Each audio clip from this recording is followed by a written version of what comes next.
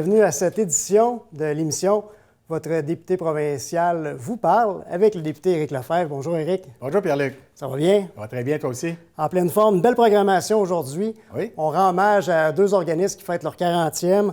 On a le Centre d'action bénévole de l'érable et Écujustice Arthabasca Érable. On a Roland Simoneau, président du Centre d'action bénévole de l'érable, et Maître Gérald Milot, vice-président du CA. Et on termine avec Artère École, la chargée de projet, Mme Angèle Martin-Rivard. Maintenant, dossier politique, une excellente annonce. Le déploiement de la fibre optique, Internet haute vitesse. Écoute, Pierre-Luc, c'est au niveau de la région, j'étais très heureux de l'annonce de l'Hôtel-Dieu d'Arthabasca. Oui. Mais je te dirais, là, maintenant, avec l'annonce d'Internet haute vitesse pour l'ensemble de la région ici, d'Arthabasca, l'érable, et pour l'ensemble du Québec, c'est un dossier tellement important. À l'époque que j'étais dans l'opposition, je disais toujours à mon vis-à-vis libéral, maintenant les entreprises, les fermes dans notre région, ce sont des PME. Ils ont besoin d'Internet, ils ont des robots de traite, tout ça. Alors je disais, on se doit d'avoir Internet de qualité à la grandeur du Québec. Et autant que l'électricité était importante à l'époque, puis à un moment donné, on a donné un coup de barre, puis on a dit on fournit l'électricité à tous les Québécois. On était rendu là, déjà depuis plusieurs années à fournir Internet haute vitesse de qualité à l'ensemble des Québécois et Québécoises. Et on le fait avec un investissement majeur pour le Québec de 826 millions de dollars. Alors, et également, ce qui est intéressant, c'est qu'on garantit avant octobre 2022. Alors, on se doit d'aller rapidement dans ce dossier-là. Et pour la région, ici, on parle de 33 millions de dollars investis. Alors, très, très heureux. Et on le sent là, dans la population, les maires, les préfets, là, lorsqu'on a fait l'annonce, ont communiqué avec moi pour me dire « Éric, enfin, merci ». Puis on est très heureux de ça. D'autant plus en temps de pandémie, l'école à la maison, tu sais, vraiment, là, c'est... Je pense que Pierre-Luc, ça l'a envoyé un signal fort, là. C'est quand on a nos enfants qui sont maintenant à l'école à la maison, qu'on a eu durant la pandémie, beaucoup maintenant en télétravail. Et là, c'est quand même ceux qui avaient de l'Internet haute vitesse, mais de pas assez grande qualité, bien là, si tu avais une personne en télétravail puis un enfant ou deux qui était à l'école à la maison, bien là, l'Internet, tout ça. Alors, d'arriver avec un Internet de qualité pour l'ensemble des Québécois et Québécoises, c'était primordial. Tout à fait. Autre dossier d'actualité, vaccination. Allez-y. Oui, absolument. Le message est clair. Tu l'as dit, il faut aller se faire vacciner. Maintenant, la vaccination est ouverte aux 18 ans et plus. Alors, tous les gens, puis même les gens plus âgés qui n'auraient pas encore été se faire vacciner, bien, c'est ouvert de 18 ans, mais ça ne veut pas dire que c'est juste pour les jeunes. C'est encore ouvert pour tout le monde.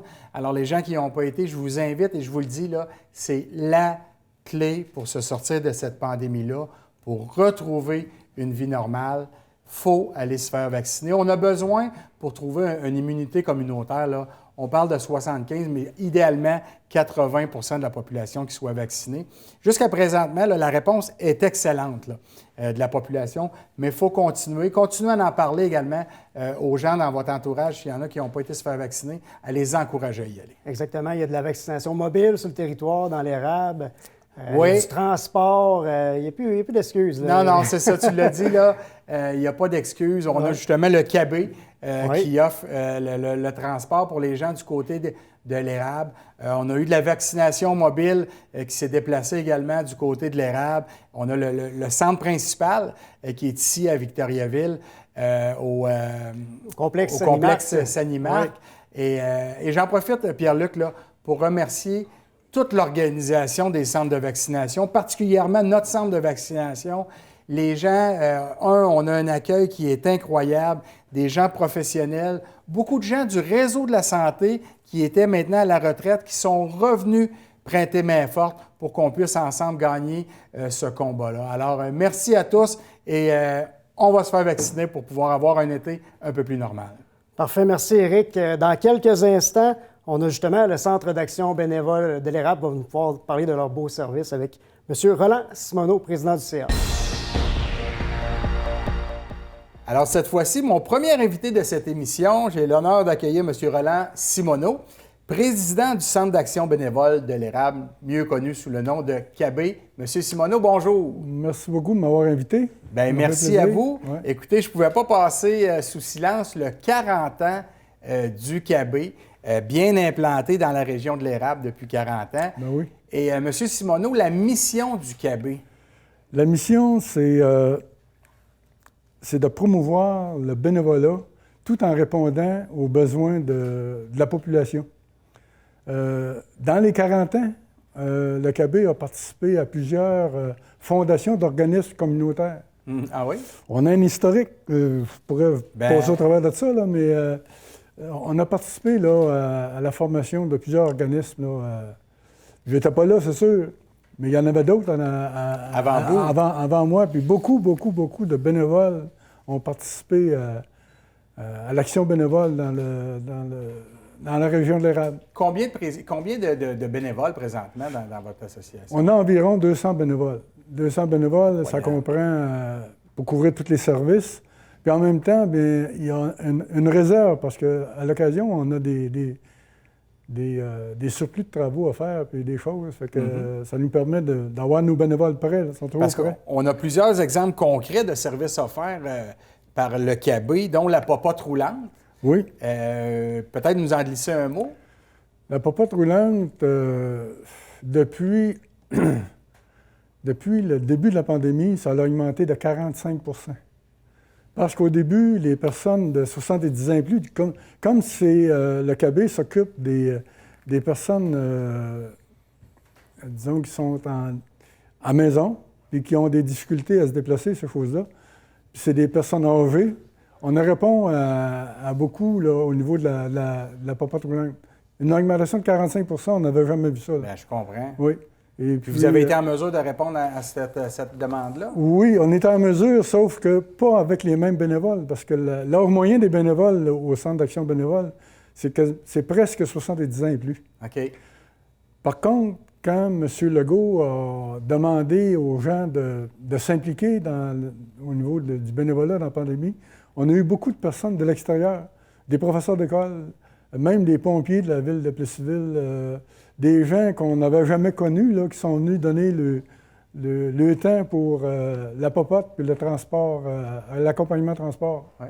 Puis ça, vous me faites remarquer, là, je pense qu'une des choses que la pandémie va nous avoir laissé, parce que moi, je suis confiant, là, on est à la sortie de cette pandémie-là, c'est pas terminé encore, mais on y arrive, mais c'est toute la solidarité, je trouve, qui a été retrouvée, puis l'entraide.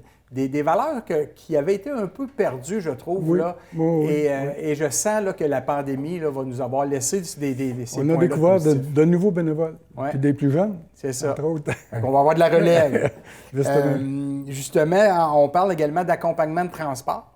Oui, l'accompagnement de transport, ça, c'est pour les personnes qui sont en difficulté, là, dans le sens qu'ils ne peuvent pas se déplacer eux-mêmes. Ça peut être une personne de 25 ans, là, qui peut avoir subi un accident ou un traumatisme quelconque. Parce que c'est principalement à l'hôpital que vous les avez. Oui, bien, c'est tous les services médicaux. OK. Un rendez-vous médical chez le médecin ou des fois comme ça, là, on va chercher la personne chez elle. Bien souvent, on est obligé de lui aider à mettre son manteau quand c'est l'hiver. Là. Et puis l'aider à descendre les escaliers, puis l'aider à embarquer dans l'auto. On l'amène chez le médecin ou à l'hôpital, on la transporte jusqu'au bureau du médecin. Même, on peut l'accompagner à l'intérieur si la personne, comme les personnes âgées à l'occasion peuvent être prises de surdité, ils disent peux-tu venir avec nous autres, avec moi? Puis ça les sécurise aussi. Pour les sécuriser. Ben oui. Puis en même temps, si on oublié si on n'a pas compris des petits bouts, bien là, l'autre personne peut y aider. C'est ça.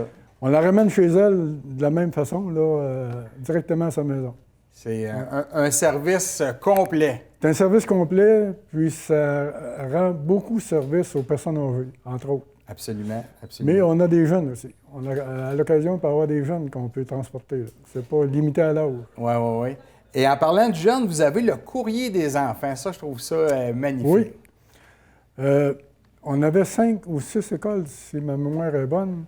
C'est sûr que durant la pandémie, il y a des commissions scolaires qui ont limité là, les accès, là, parce que nos bénévoles vont rencontrer les jeunes pour leur expliquer différentes choses là, par rapport aux écrits qu'ils peuvent faire. Et durant la pandémie, on a eu 2 écoles. Une à Plessisville, une à Lister, qui eux autres ont continué d'écrire les lettres, là, de s'exprimer. Dans le fond, c'est de les aider à s'exprimer sur différents sujets. C'est des sujets qu'eux autres peuvent choisir. Ben oui. Puis on a un groupe de bénévoles qui vérifie tout ça puis qui répondent aux enfants. On a 5-6 bénévoles, des dames là, qui prennent la peine de lire les courriers puis répondent à l'enfant. Fait que ça crée un échange, avec les jeunes. Oui. Bravo. Puis également, il y a le programme PER. Le programme PER, ça, c'est en collaboration avec la Sûreté du Québec. Ouais. C'est pour les personnes qui sont seules à la maison, mais qui veulent avoir un contact avec quelqu'un si jamais il arrive quelque chose. Les gens vont s'enregistrer au Centre d'action bénévole. Nous, on transfère l'enregistrement au système qui est à Montréal. Et lorsque le téléphone sonne à tous les jours, à peu près tout le temps à la même heure, là, lorsque le téléphone sonne à la maison, si la personne répond, c'est correct. Si elle ne répond pas, il y a un répondant qui est nommé là, dans son enregistrement. Il appelle le répondant pour lui demander d'aller voir s'il y a quelque chose qui s'est passé là, à la maison. Fait que ça donne vraiment un sentiment de sécurité aux gens qui sont à la maison. Oui. Oui. À tous les jours, là, on a vu des fois des gens qui étaient décédés ou qui étaient tombés, puis ça faisait 2-3 jours qu'ils étaient étendus à terre. Là. Ça évite ces choses-là. Absolument, absolument. Puis là, il y en a un, moi, mon plus grand souhait, ce que j'ai hâte, c'est d'être grand-père. Ah oui? Et là, vous avez les grands-mères et les grands-pères tendresse. Oui. Ça, c'est merveilleux. Ça, c'est un service qui permet, surtout aux jeunes mères de famille, là, d'avoir un moment de répit, à un moment donné, là, soit dans la semaine ou dans la journée, là, qu'eux autres vont décider. On a un groupe de dames qui peuvent aller rencontrer cette personne-là, s'occuper du bébé pendant 1 heure ou 2 heures, puis la maman peut aller faire ses courses ou prendre son bain, tu sais, Puis justement, des jeunes familles comme ça, des fois que justement, les grands-parents sont pas dans la région, fait qu'ils n'ont pas cette ressource-là de grands-parents disponibles pour les aider. Justement. Alors, ça vient pallier à ça. Justement, ça répond à ce besoin-là. Oui. Bien, je ne peux pas passer sous silence également, M. Simoneau, le dynamisme de votre directrice générale, Carmen Grenier, qui fait un travail colossal là, comme capitaine de votre organisation. Elle est là depuis 6 ans. Puis je peux vous dire qu'il y a eu beaucoup d'améliorations. Il y a du dynamisme tout le temps là, qui nous arrive là, à chaque conseil d'administration. On a toujours quelque chose de nouveau là, qui nous permet d'évoluer, d'avancer. Oui, c'est ça. Oui.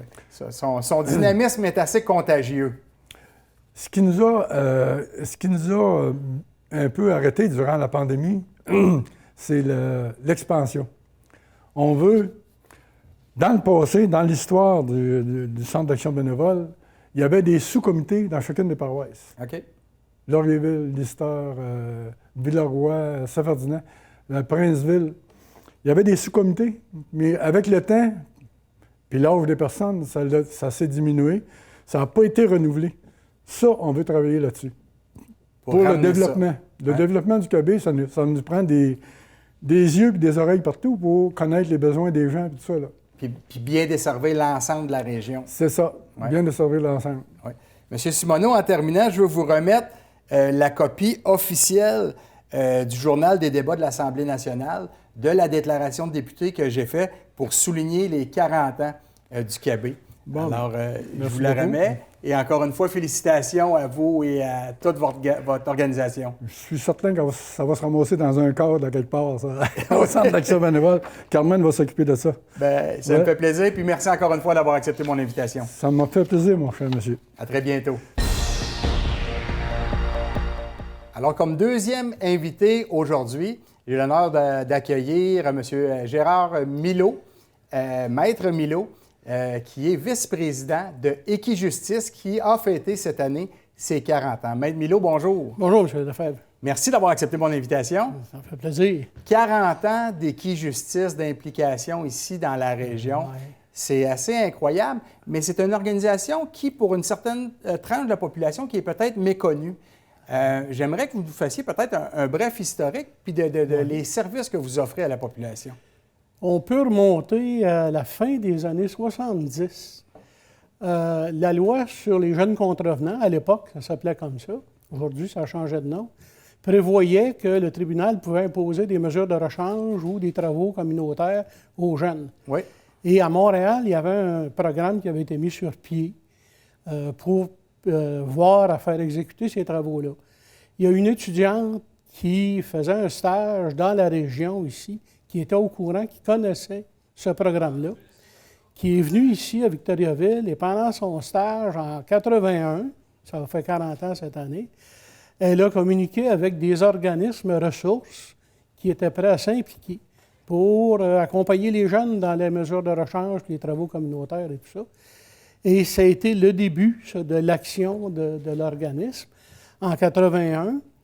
Et un petit peu plus tard, l'organisme s'est appelé Programme d'action communautaire dans les années 86 et a changé de nouveau de nom pour Pacte Bois-Franc. Oui, beaucoup de gens connaissent l'organisme sous le nom de Pacte Bois-Franc.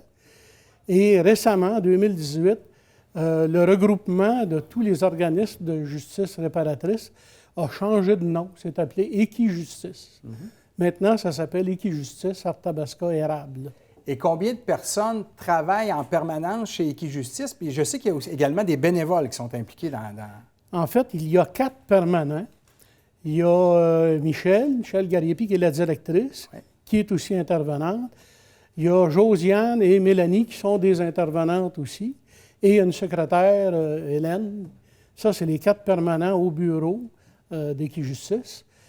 En plus de ça, il y a un groupe de médiateurs, parce qu'on s'occupe aussi de médiation citoyenne et scolaire. Alors, il y a un groupe de médiateurs qui sont formés pour faire de la médiation. Et ça, c'est des bénévoles? C'est des bénévoles, ceux-là. Et les bénévoles aussi qui sont au conseil d'administration. On est 7 membres du conseil d'administration qui sont aussi des bénévoles. Alors, il y a seulement 4 permanents qui sont des salariés. Puis combien de médiateurs qui est bénévole? Une quinzaine de médiateurs de mémoire, là. Des hommes, des femmes, et des gens qui sont formés pour faire de la médiation, mettre les gens en contact et puis essayer de... Et ça, les formations qui sont données aux médiateurs, est-ce que c'est vous qui donnez ça comme avocat? Il y a le regroupement des Équijustice, là, donne de la formation occasionnellement. Alors, on en profite pour envoyer nos médiateurs suivre ces formations-là. Puis, le 40 ans, là, je voyais que les gens sont très, très fiers parce que je pense qu'on réussit, pour des jeunes qui ont des conflits, à réussir justement à régler des conflits de façon, justement, avec la médiation. Là, bien, ça a subi un certain cheminement, ça aussi. Au début, on s'est occupé de médiation scolaire. On formait des jeunes dans les écoles à un rôle de médiateur pour intervenir dans des conflits entre jeunes en milieu scolaire. Ce n'est pas toutes les écoles de la région, mais il y en a plusieurs qui avaient fait appel à nous autres pour former comme ça des jeunes médiateurs. Récemment, le ministère de la Justice a mis sur pied un programme de mesures de rechange adultes. OK. Et là, ils ont demandé aux organismes, aux Équijustice, de s'occuper des mesures de rechange adultes. Ce qui fait qu'on fait faire aussi de la médiation et des mesures de rechange au niveau adulte. Okay. Alors, la médiation a lieu en milieu scolaire et aussi en milieu adulte. Et quand on parlait à l'époque de travaux communautaires, est-ce qu'on retrouve ça encore aujourd'hui? Oui, ça c'est lorsqu'on a 3 grands niveaux de service. Là, on a la loi sur le système de justice pénale pour les adolescents, ouais, le programme de mesures de rechange adulte, puis la médiation. Ça, c'est nos 3 niveaux d'intervention. Ce dont vous parlez, ça relève de la loi sur le système de justice pénale pour adolescents. Et ça on le retrouve encore? En fait, c'est le code criminel appliqué aux mineurs. Okay. Et le tribunal peut ordonner d'effectuer des travaux communautaires, le jeune peut être appelé à faire des mesures de rechange avant que son dossier soit judiciarisé. Ça, c'est dans le cadre de la loi sur le système de justice pénale pour adolescents. On en fait encore de ça. OK. Puis, est-ce que, dans le fond, c'est le tribunal qui vous réfère directement à vous? C'est ça. C'est que, dans certains cas, le procureur aux poursuites criminelles et pénales qui estime qu'un dossier ne devrait pas être judiciarisé directement, mais qu'on pourrait donner aux jeunes la possibilité d'effectuer des mesures de rechange, lui va diriger le dossier à la protection, le délégué de la protection de la jeunesse, le délégué du directeur de la protection de la jeunesse, qui, lui, va faire le contact avec nous, puis qui va nous demander de trouver là, des ressources pour effectuer des mesures de rechange. Sinon, si le tribunal en vient à la décision d'un verdict de culpabilité et qu'il impose des travaux communautaires, bien là encore, le dossier va nous être référé et on va s'occuper de trouver les ressources pour faire effectuer les travaux communautaires en question. OK. Puis, de quelle manière sont choisis les travaux communautaires? Oh, c'est le tribunal, ça, dépendant du cas qui est devant lui. Vous me donner quelques exemples, par exemple, de travaux communautaires qui peuvent être faits? Si, par exemple, un jeune est déclaré coupable de méfaits, dommages à la propriété, des choses comme ça, bien, il est possible que le tribunal oriente les travaux communautaires dans le sens de la réparation de torts causés pour faire réaliser aux jeunes que la portée des gestes qu'il a posés. Alors, on essaie d'opter pour une solution qui est en rapport avec l'accusation. Bien, j'aime beaucoup cette partie-là, justement, de prise de conscience au-delà des travaux, de faire prendre conscience du méfait qui a été fait.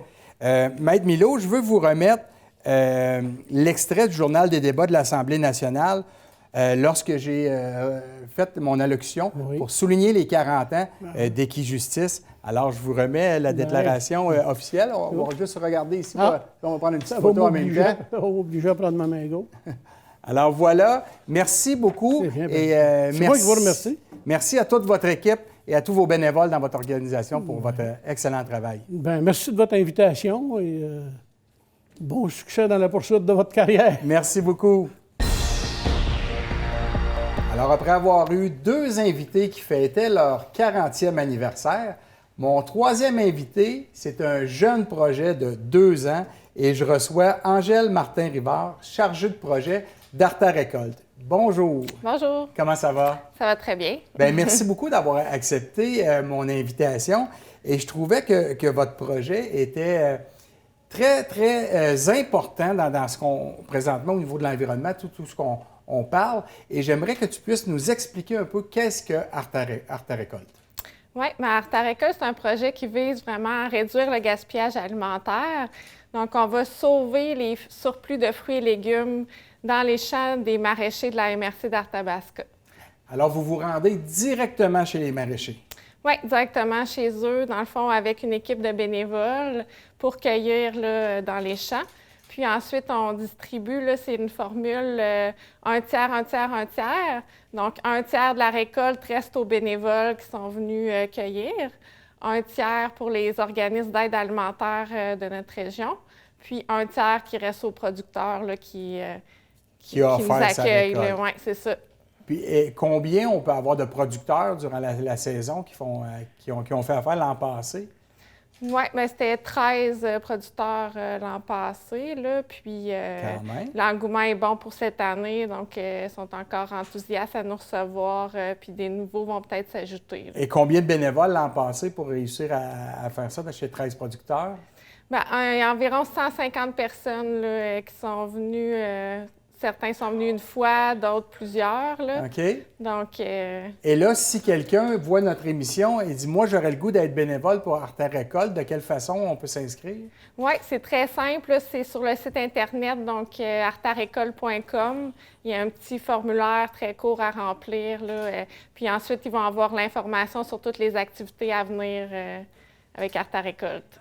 Merveilleux. Et je sais qu'il y a des collaborateurs pour un projet comme celui-là qui vous ont aidé à mettre à jour ce projet-là. Qui sont les collaborateurs du projet?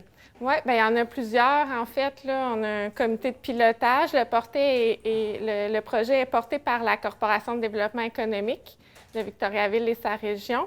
Puis, on est une dizaine là, de partenaires là, aussi autour de ce projet-là, dont le CIUS de la Mauricie du Centre du Québec, la SADC, la Table intersectorielle régionale pour les saines habitudes de vie.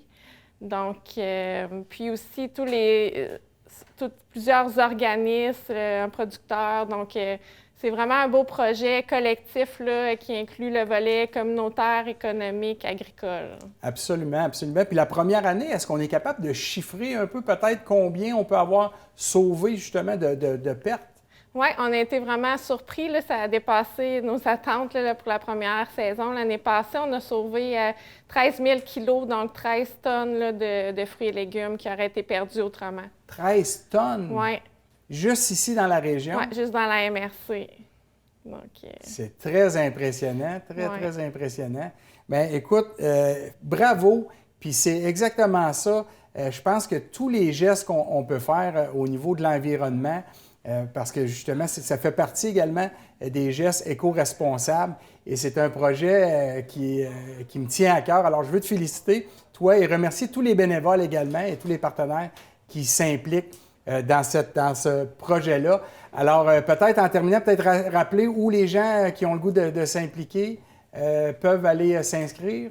Oui, c'est directement sur le site web, donc artarécole.com. J'ai la page Facebook aussi qui est active, là, qu'on met on met en lumière là, les activités, les cueillettes. On fait aussi quelques corvées là, pour aider encore plus les producteurs. Fait que c'est déjà commencé ce printemps là-dessus. Alors, si des gens ont le goût de s'impliquer, immédiatement, on a déjà besoin de bras là, du côté d'Artarécole. Effectivement, oui. Alors, merci encore une fois et on se dit à très bientôt. Bien, merci beaucoup. Très belle émission, Éric. Je te laisse le mot de la fin. Oui, merci Pierre-Luc. Oui, très belle émission.